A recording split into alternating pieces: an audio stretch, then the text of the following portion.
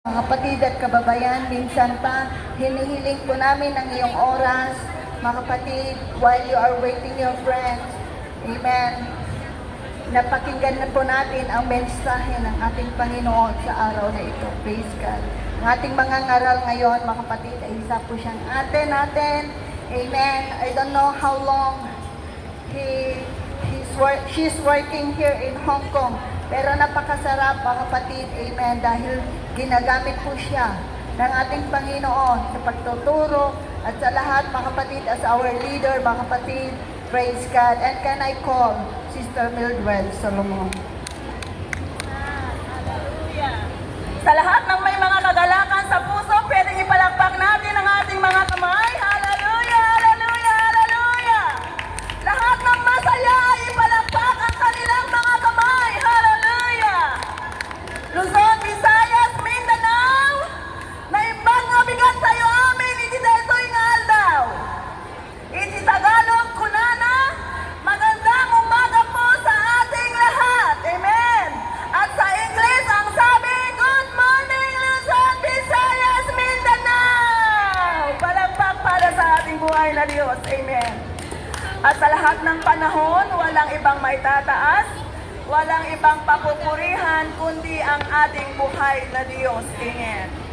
At sa lahat ng aming mga mahal na kababayan, mga kaibigan, minsan pa aming hinihiling ang inyong mga tenga, ang inyong mga puso para bigyan kami ng kahit na kaunting oras lamang ngayong oras na ito. If you have your own Bible, please open your Bible with me in the book of John, chapter 3, verses 16 and 17. If you have your Bible, please open with me in the book of John, chapter 3, verses 16 and 17. And it says, "For God so loved the world that He gave His only begotten Son, that whosoever believeth in Him should not perish, but have everlasting life."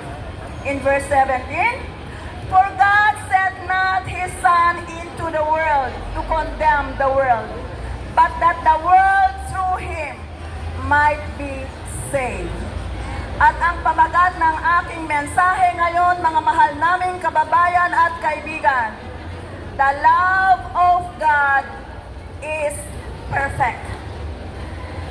The title of my simple message for today is, "The love of God is perfect." Tayong lahat ay yumuko. Minsan pa muli, Panginoong Diyos, pinupuri ka namin at dinadakila ka namin sa lugar na ito, Panginoon. Salamat, Panginoon, sa buhay ng bawat isa na andirito ngayon. Salamat, Panginoong Jesus, na napakagandang araw at oras na kaloob mo muli, O Diyos. At minsan pa muli, Panginoon, nagpapakumbaba kami sa iyong harapan, O Diyos. Patawarin mo kami, Panginoong Diyos, sa aming mga pagkukulang, Panginoon. Ganun pa man, Panginoong Jesus, salamat sa krus ng Kalbaryo na siyang nagbuklod sa bawat isa sa aming Panginoong Diyos. At minsan pa muli, Panginoon, sa aking pagpapahayag sa iyong mga salita, buksan mo, Panginoon, ang bawat kaisipan, ang bawat puso, Panginoong Diyos. Ngayong andito kami, Panginoon, sa napakagulong mundo, Panginoong Jesus. Naniniwala kami, Panginoong Diyos, na ang pag-ibig na nagmumula sa iyo ay walang katumbas. At minsan pa muli, Panginoon, dinadakila ka namin, O God, at kinakanamit namin ang tagumpay sa iyong pangalang Jesus. Ang lahat ng buhay ay magsabing, praise the Lord! Sa mundong ito, mga kapatid, ay may iba't ibang klaseng pag-ibig. Amen? May pag-ibig na tinatawag husband and wife, at may pag-ibig na tinatawag parent down to their children, at may pag-ibig na tinatawag na pag-ibig ng bawat mga apo o bawat pamangkin. At ang lahat ng mga bagay na ito, mga kapatid, ay magaganda. Amen? Wala pong masama sa mga pag-ibig na ito. Pero alalahanin natin na ang pag-ibig ng tao ay nagkukupas. Ang pag-ibig ng tao ay nagkukulang, mga mahal kapatid. But I want to tell you for today that the love of God that cometh from Him is perfect. Hallelujah. And that love is beyond compare. Love is the very character of our Lord Jesus Christ. We are the centerpiece of His love. Why, Sister Mildred? Sapagkat tayo ay minong ng ating Panginoon sa kanyang kamay mismo, mga mahal kong kapatid. At sa cross ng Kalbaryo, doon pinatunayan ng ating Panginoong Jesus kung gaano niya ako kamahal, kung gaano din ninyo kayo kamahal ng ating Panginoon. Dapat sana, mga mahal kong kapatid, tayo ang mapako sa cross. Tayo sana ang mabigyan ng lansa sa ating mga paa. Pero dahil sa pag-ibig ng ating Panginoong Hesukristo sa bawat isa sa atin, ang kanyang buhay mismo ay ang kanyang ibinigay. Others think that love is a choice. I will say it again. Others think that love is a choice. In our human thinking, love is a choice. Sapagkat mahirap ang magmahal, lalo na kung ang isang tao ay punong-puno ng kapighatian sa kanyang puso. Kung ikaw ay nagmahal at ikaw ay binitray ng inyong minamahal o ang inyong mga asawa, amen, ay mahirap kung magtiwala ulit. Para bang iniisip natin, magmamahal pa ba ako o hindi na? Babalikan ko pa ba ang aking asawa o hindi na? Marami pong katanungan sa ating mga kaisipan, mga kapatid. Pero anumang klaseng katanungan ngayon ang taglay ng ating mga kaisipan, amen. Magulo ang ating mga kaisipan, hindi natin alam if I will trust my husband, my brothers and sisters. Lahat ng mga yon, mga kapatid, ay normal lamang sa klaseng pag-isip ng isang tao, amen. Pero salamat sa krus ng Kalbaryo, amen. Ayaw man nating magmahal, amen. Durog man ang ating mga puso, amen. Hallelujah. Still, we must to love one another. Bakit kailangan nating magmahalan, Sister Mildred? Sapagkat yun ang hinahanap ng ating Panginoong Diyos, amen. Kaya kung sa loob ng inyong tahanan, mga mahal naming kababayan o kapatid, ay wala yung tinatawag na pag-ibig, sa'yo mismo mag-uumpisa yung tinatawag na pag-ibig. Pag nawala yung pag-ibig ng ating Panginoong Diyos sa ating mga puso, makuha man natin ang lahat. Maganda ang amo, malaki ang sahod, maganda ang bahay, maganda ang sasakyan. Ang ating amo, dalhin man tayo sa iba't ibang lupain, amen. Mapa-Europe, amen, saan ng bansa, amen. Walang pag-ibig sa ating mga puso, whether we accept it or not, wala po tayong kapayapaan, amen. Pero kahit simple lamang ang ating buhay, simple lamang ang ating maliit man ang ating mga sahod, amen. Kung ang ating puso ay punong-puno ng pag-ibig, hallelujah! Dumating man ang problema, dumating man ang mga pagsubok, amen, makakatayo pa rin tayo. Why, Sister Mildred? Because the heart that is full of love is not easily to dissuade, amen. Hindi yan madaling matumba, hindi yan madaling matisod, hindi rin yan madaling matukso, amen.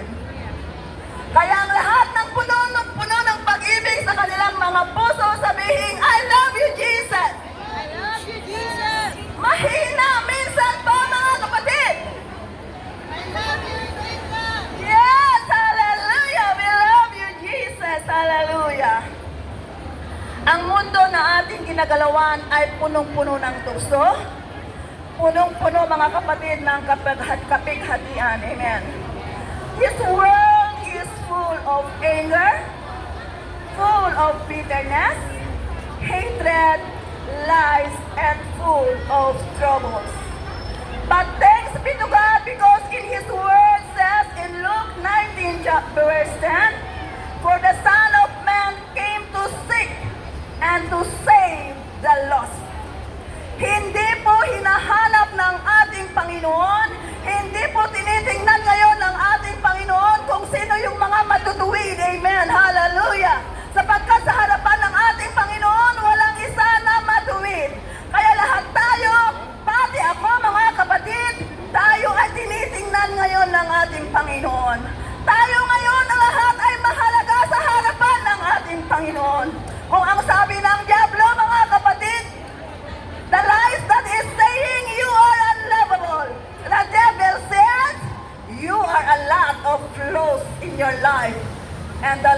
will not love you. The enemy says, you are unworthy to be with God.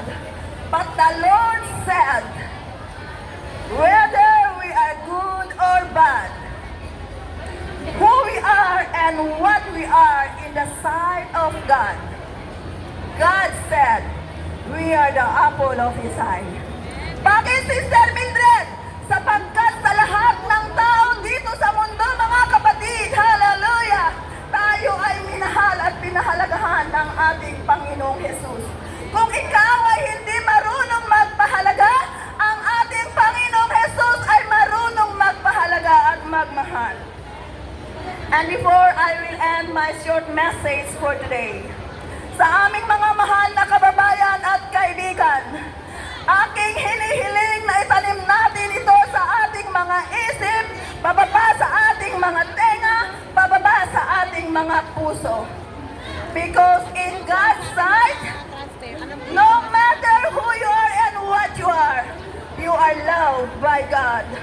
You are loved by His mercy and all of our shortcomings. We are loved by our Lord Jesus Christ. Yes, we don't deserve all these things, but thanks be to God because of His grace, amen. Because of the power of the cross, hallelujah! Tayong lahat ay minahal at inibig ng ating Panginoong Jesus. Bagamat tayo ay hindi ka nais-nais, hindi ka ibig-ibig, hallelujah! Tayong lahat ay binigyan ng pagpapahalaga ng ating buhay na Diyos. Kaya ngayon sa aming mga mahal na kababayan at kaibigan, amen. Kung sa tingin mo ay walang nagmamahal sa'yo, merong Kristo na nagmamahal sa'yo. Sapagkat naniniwala kami, mga mahal naming kaibigan, today is the day of your deliverance, hallelujah. Today is the day of your salvation. If you are healed, if you have sickness in your body, amen. If you are tormented by fear, amen. Just come to Jesus. Sapagkat ang kamay ng ating Panginoong Jesus ay bukas, amen.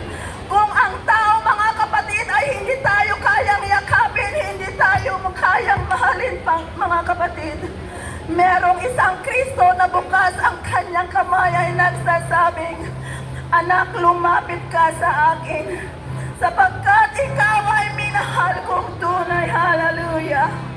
Sapagkat ang sabi niya sa 1 John chapter 4 verse 18 and 19, there is no fear in love, but perfect love casteth out fear.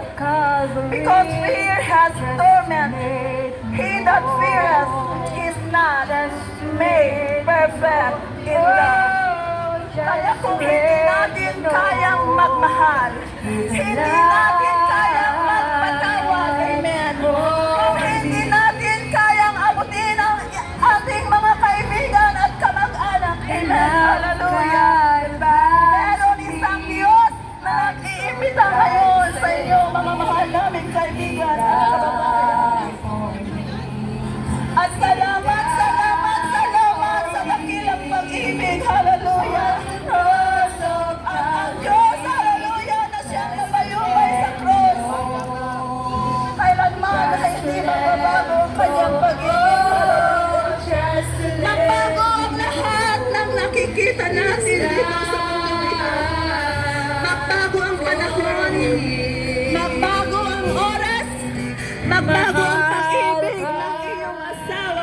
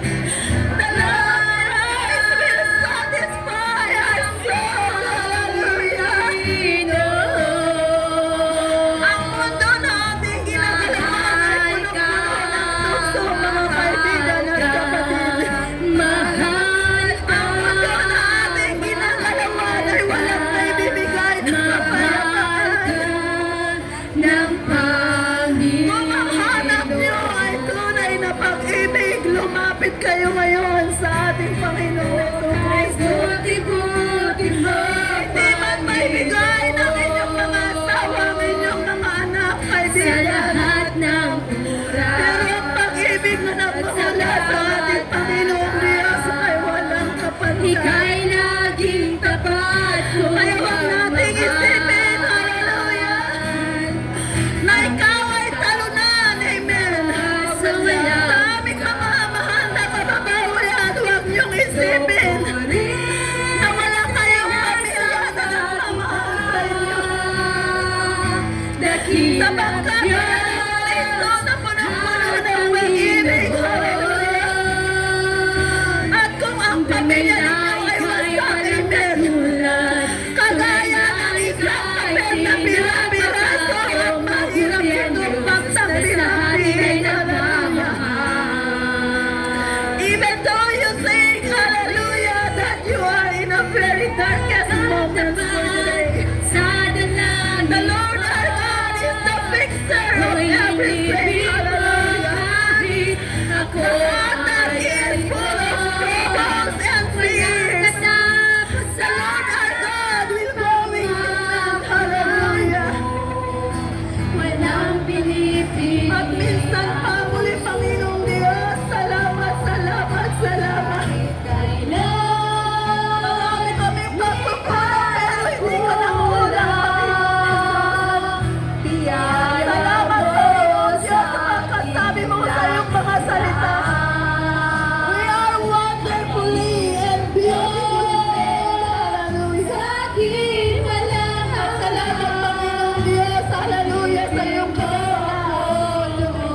At wala kaming maibabalik, Panginoong Diyos, kundi ang aming taus-puso na ipagsisilbi, Panginoong Diyos. At ang pag-isa ng Panginoon, ikaw ang nakakalang sa kanila mo.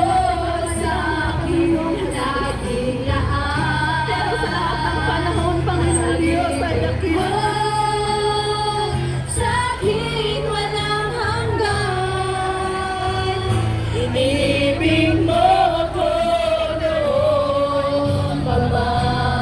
Dakila ang pagpagmahal.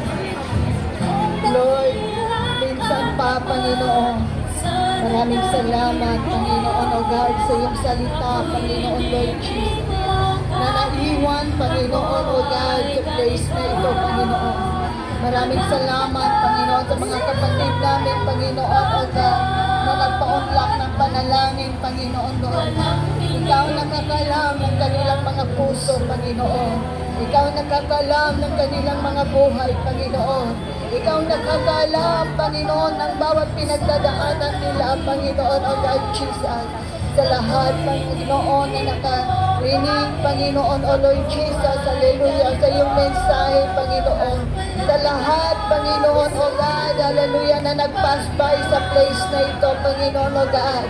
Lord, I pray for them, O Lord Jesus, na patuloy mo silang ingatan, Panginoon, for this holiday, Panginoon, O God Jesus, saan mo man idako, Panginoon, ang kanilang mga paa, Panginoon, ay gamitin mo silang mga pagpapala, Panginoon, sa lahat ng mga daanan nila, sa lahat, Panginoon, na pupuntahan nila, Panginoon, maging sa lahat, Panginoon, O God Jesus, hallelujah, na makakausap nila, Panginoon, O God, magkikita at mararamdaman ng bawat tao ang pag-ibig mo sa kanila, Panginoon, O God. Lord, i-bless mo, Panginoon, O God, ang mga lahat ng kababayan namin, Panginoon, O God Jesus, na naghihintay, O Lord, O God Jesus, ng kanilang holiday, Panginoon. Pagpalain mo, Panginoon, ang bawat isa sa amin, Panginoon, O Lord, na hindi sila magsasawa, Panginoon, O Lord, na marinig, Panginoon, ang iyong salita, Panginoon, O God. Salamat, Panginoon, sa buhay ni Sister Mildred, O God. Ang mga participants, Panginoon, ang evangelism team, ang New Life Fellowship Saints, Panginoon, O God. Salamat, Panginoon, O God. Lord, once again, salamat sa pag-ibig mo. In Jesus' name we pray.